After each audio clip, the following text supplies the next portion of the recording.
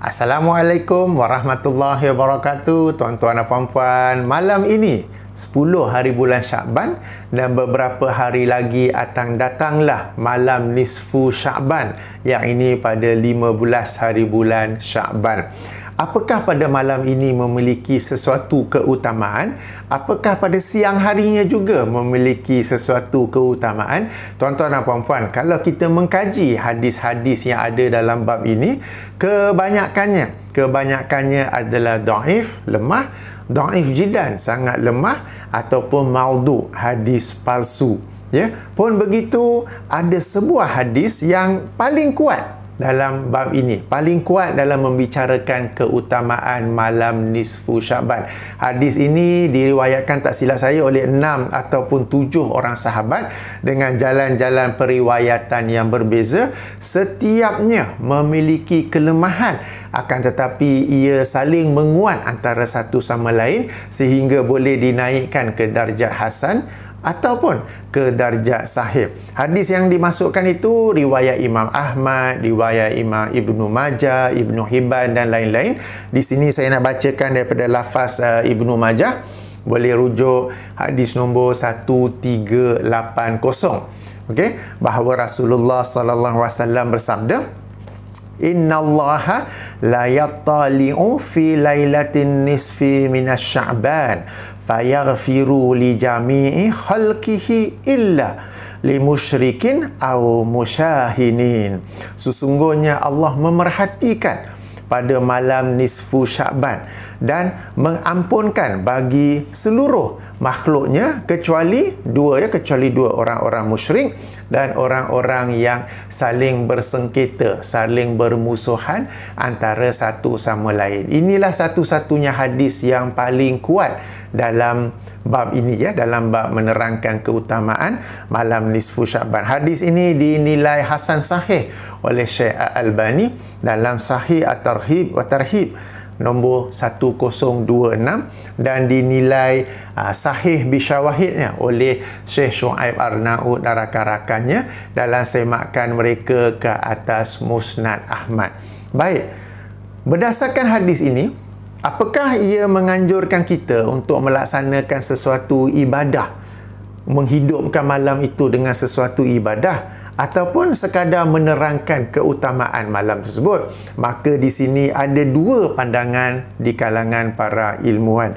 Pandangan pertama ialah boleh menghidupkan malam nisfu Syakban dengan ibadah-ibadah, asalkan ibadah itu adalah sesuatu yang disyariatkan, seperti solat malam, solat tahajud, solat witir dan sebagainya.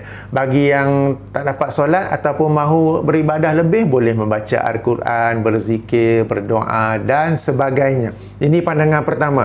Dan pandangan pertama ini dijelaskan oleh Syekhul Islam Imam Ibnu Taimiyah dalam kitabnya Majmu' Al-Fatawa jilid 23 muka surat 131 dan seterusnya.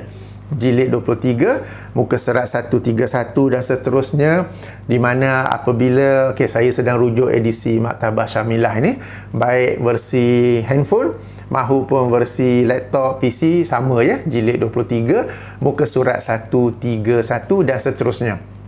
Apabila ditanya tentang adakah solat sempena malam nisfu Syakban, beliau menjawab, Iza sallal insanu lailatan nisfi wahdahu aw fi jama'atin khassatin kama kana yaf'alu tawaifu minas salafi fahuwa ahsanu. Jika seseorang itu solat pada malam nisfu Syakban, baik secara berseorangan atau secara berjemaah khas untuk malam nisfu Syakban itu, sebagaimana yang pernah dilakukan oleh sekumpulan, bukan semua, sekumpulan generasi salaf, maka ia adalah amat baik. Fahuwa ahsanu, maka ia adalah amat baik. Sambung, ya. Wa ammal ijtima'u fil masajidi ala salatin muqaddaratin kal ijtima'i ala mi'ati raka'atin bi qira'ati alfin qul huwallahu ahad daiman fahaza bid'atun lam yastahibbaha ahadun minal a'immati wallahu alam. Adapun berhimpun di masjid untuk melaksanakan solat dengan kadar tertentu, seperti berhimpun untuk solat sebanyak 100 rakaat dan membaca sebanyak 1000 kali Qul huwallahu ahad secara berterusan, maka ia adalah bid'ah yang tidak dihukum sunat, yang tidak dianjurkan oleh seorang jua daripada kalangan para imam. Wallahu alam. Jadi kalau seseorang itu berhimpun ataupun hendak melaksanakan satu ibadah yang special, yang lain daripada lain, solat sebagai contoh yang diberikan sini, solat 100 rakaat, kemudian dibacakan surah Al-Ikhlas 1000 kali. Solat bagus apa? Membaca surah Al-Ikhlas bagus apa? Tetapi melaksanakannya 100 rakaat, membaca surah Al-Ikhlas 1000 kali, semua itu tidak pernah disyariatkan oleh Allah dan Rasulnya, maka ia adalah bid'ah. Tidak pernah dianjurkan, tidak pernah dihukum sunat oleh walau seorang jua daripada kalangan para imam. Jadi saya ulangi, bagi pandangan pertama yang berkata boleh menghidupkan malam nisfu Syaban, ia hendaklah dengan ibadah-ibadah yang disyariatkan, dengan solat-solat sunat yang disyariatkan. Okey, solat tahajud, solat taubat kalau nak buat, solat witir, solat tasbih darjatnya diperselisihkan. Solat tasbih darjatnya diperselisihkan. Bagi saya lebih selamat tak perlu dilaksanakan, sebab ada banyak solat-solat sunat lain yang berdasarkan hadis sahih, berdasarkan hadis yang tidak diperselisihkan, ya. Baik, di muka surat seterusnya, muka surat 132, apabila ditanya tentang solat raghaib, Syekhul Islam Ibn Taymiyah menjawab, dan dalam jawapan itu beliau masuk balik ke dalam bab solat pada malam pada malam nisfu Syaban, ya. Beliau berkata, sekejap. Wa amma lailatun nisfi faqad ruwiya fi fadliha ahadisu wa asarun wa nuqila an ta'ifatin minas salafi annahum kanu yusalluna fiha. Dan ada pun malam nisfu, tak disebut apa, kita faham malam nisfu Syaban, faqad ruwiya, maka telah diriwayatkan tentang keutamaannya hadis-hadis dan asar-asar, dan dinukil daripada ta'ifatin, sekumpulan, sekelompok daripada generasi salaf, bahawasanya mereka biasa solat pada malamnya. Fa salatul rajuli fiha wahdahu qad taqaddamahu fihi salafun. Maka seseorang yang solat secara berseorangan pada malam itu memiliki contoh yang terdahulu daripada kalangan generasi salaf.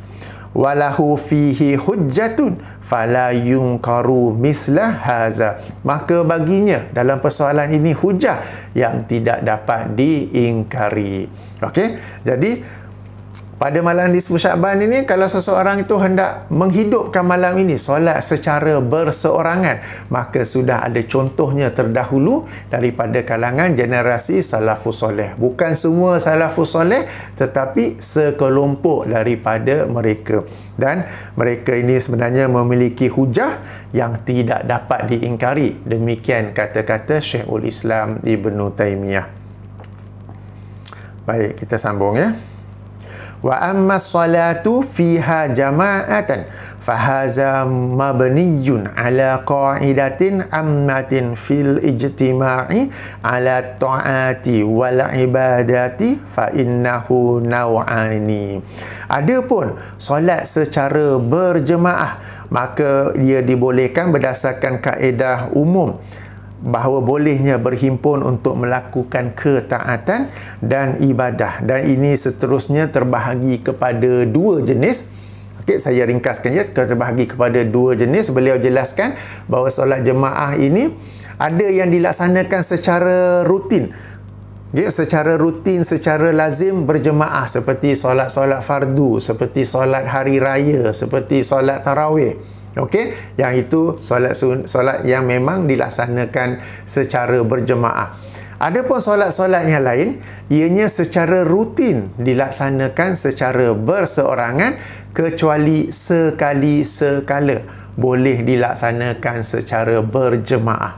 Lalu beliau menerangkan bahawa solat pada malam nisfu Syaban sekali-sekala boleh dilaksanakan secara berjemaah. Itu yang terakhir ni ringkasanlah daripada penjelasan beliau yang panjang lebar dalam persoalan ini. Baik, ini pandangan pertama tentang bolehnya menghidupkan malam nisfu Syaban dengan ibadah yang disyariatkan. Bahkan kalau kita lihat dalam hadis Sunan Ibnu Majah yang saya baca pada awal tadi, Imam hadis yang meriwayatkan hadis ini, beliau meletakkannya di dalam bab solat pada malam nisfu Syaban. Jadi walaupun hadis tersebut menerangkan keutamaan malam nisfu Syaban, tetapi imam yang meriwayatkan hadis itu dia sendiri juga memahaminya sebagai dalil bolehnya solat pada malam nisfu Syaban. Ini pandangan pertama. Pandangan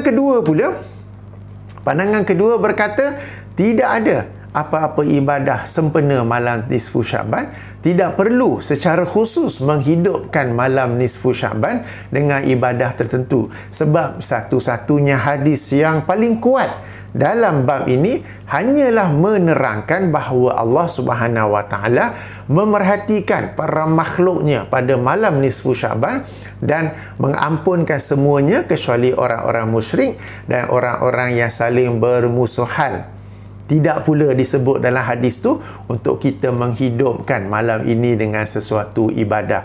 Maka bagi pandangan yang kedua ini, tidak perlu, tidak dianjurkan menghidupkan malam nisfu Syaban dengan sesuatu ibadah, dan sesiapa yang melakukannya maka dia telah melakukan satu bid'ah. Okey, jadi ini dua pandangan, dan di antara dua pandangan ini para tokoh juga mereka saling membicarakannya dan menguatkan pandangan mana yang lebih kuat. Ada yang berkata memang tak ada.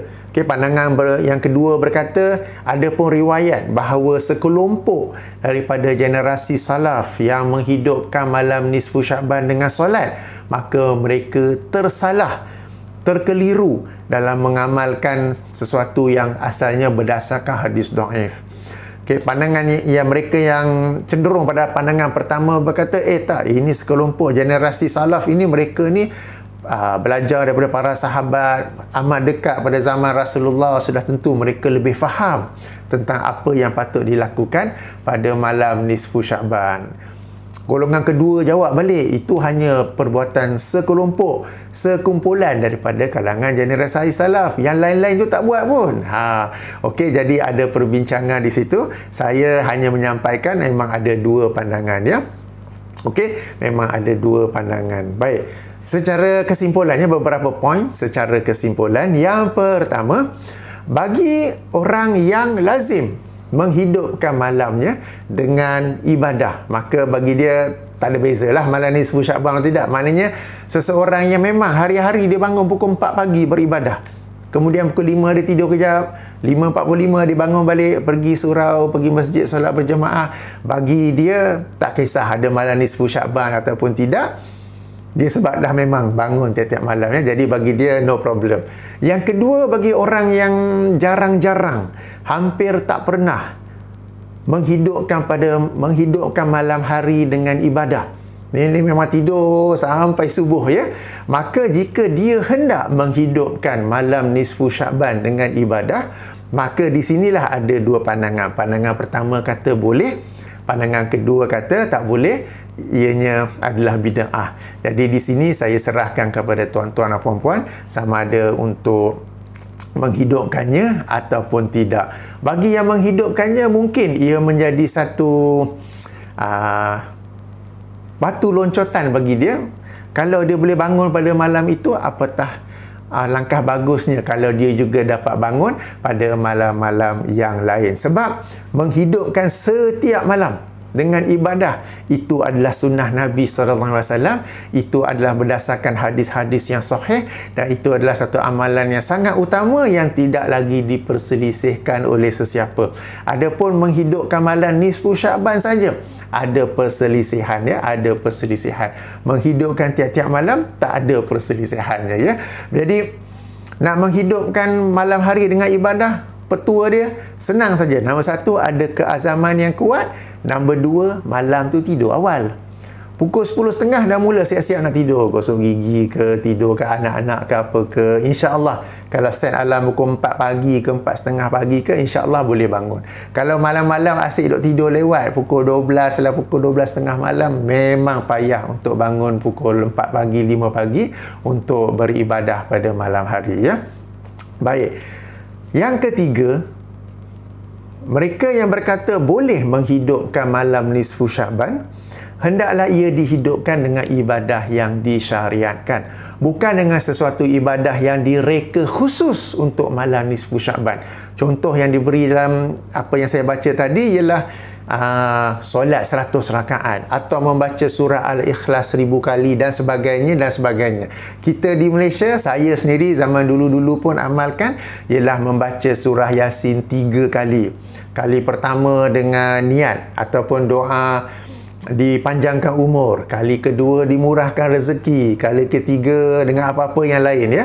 Baca surah Yasin tak salah. Baca surah Yasin bukan bid'ah, tetapi mengkhususkan pada malam nisfu Sya'ban dengan 3 kali bacaan surah Yasin, dengan setiapnya dengan niat ataupun doa tertentu, di situlah letak bid'ahnya. Sebab Allah dan Rasulnya tidak pernah mengkhususkan satu ritual, satu package ibadah yang khusus untuk malam nisfu Sya'ban. Jadi saya ulangi, ya, bagi tuan-tuan dan puan-puan yang ingin berpegang pada pandangan pertama, yang ini dibolehkan menghidupkan malam nisfu Sya'ban dengan ibadah, pastikanlah ia ibadah yang disyariatkan.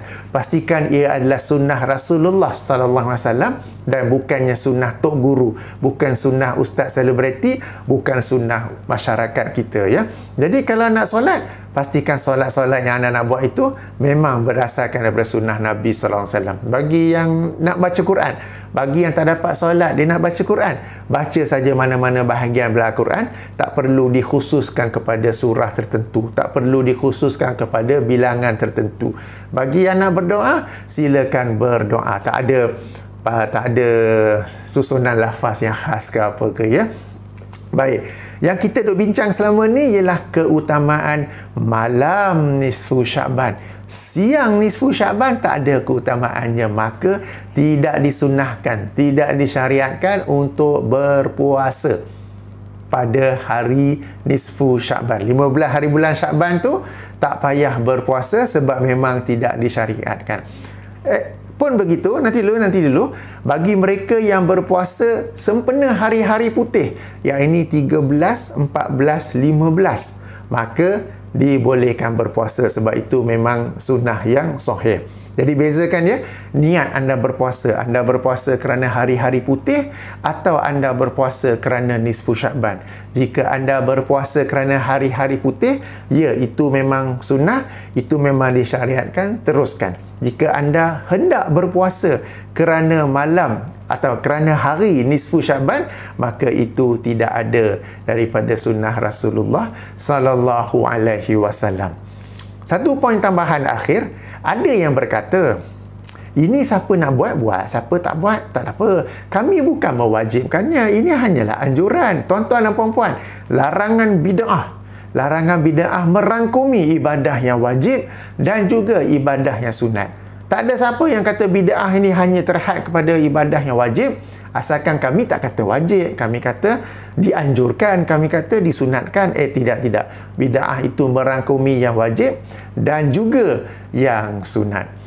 Okey, jadi sehingga sini saja penjelasan saya. Moga-moga membantu dalam persoalan ini. Subhanakallahumma wa bihamdika asyhadu an la ilaha illa anta astaghfiruka wa atubu ilaika. Assalamualaikum warahmatullahi wabarakatuh.